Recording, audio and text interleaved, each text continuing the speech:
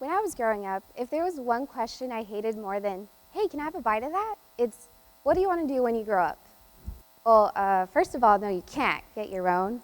And second of all, the reason I hated that question was because when I was growing up, I wanted to be Ariel from The Little Mermaid. People always laughed at me or told me that was impossible, but to me, being a mermaid was just as attainable as going to college. You see, when you're growing up in a Mexican-American home, when you're first generation, a lot of the times the only English you're exposed to is Saturday morning cartoons and Disney movies. Before kindergarten, the only English words I knew were under the sea and that's despicable, both of which don't really make you popular in kindergarten.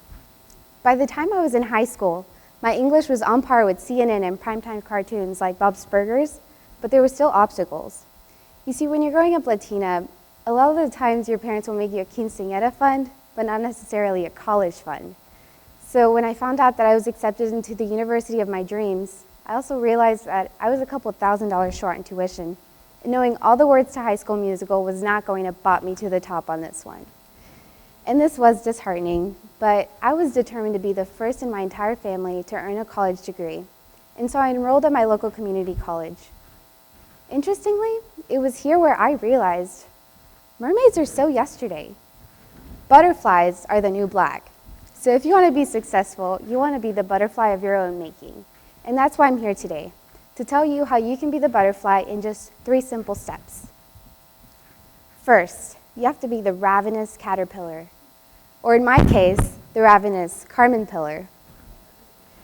When I first became a Carmen pillar at Lone Star College, I realized that there's many more ways to learn than just by lectures and textbooks. Through group discussions, exercises, and Quizlet, my horizon for learning was expanded. I particularly remember being in my government class. My professor told us that we have 2 options for our final project, either be in the poetry slam or write a 5-page essay.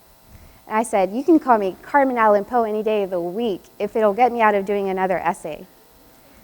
Pretty soon I had the whole room snapping, and I learned more about the problems facing our prison system by writing a poem than I would have by another paint-by-numbers essay.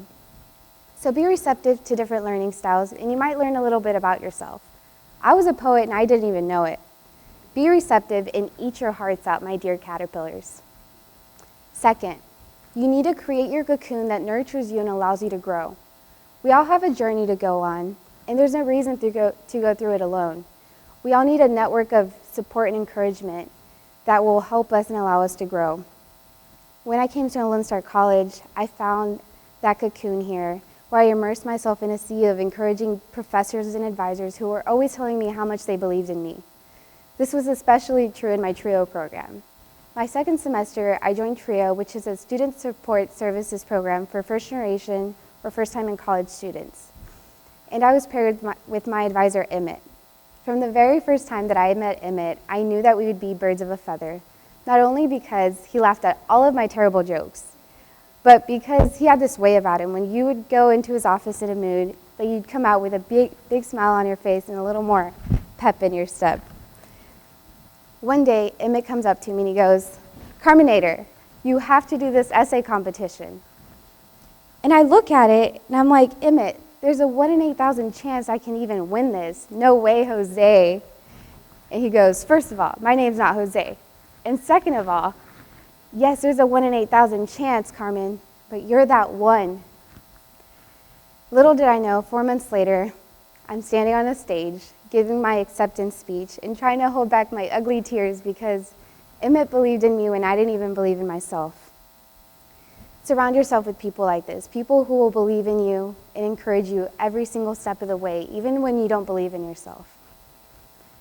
And only then can you blossom out of your cocoon and into the 3rd step. And this is where we embrace the words of one of the world's greatest modern-day philosophers, R. Kelly, and believe that you can fly.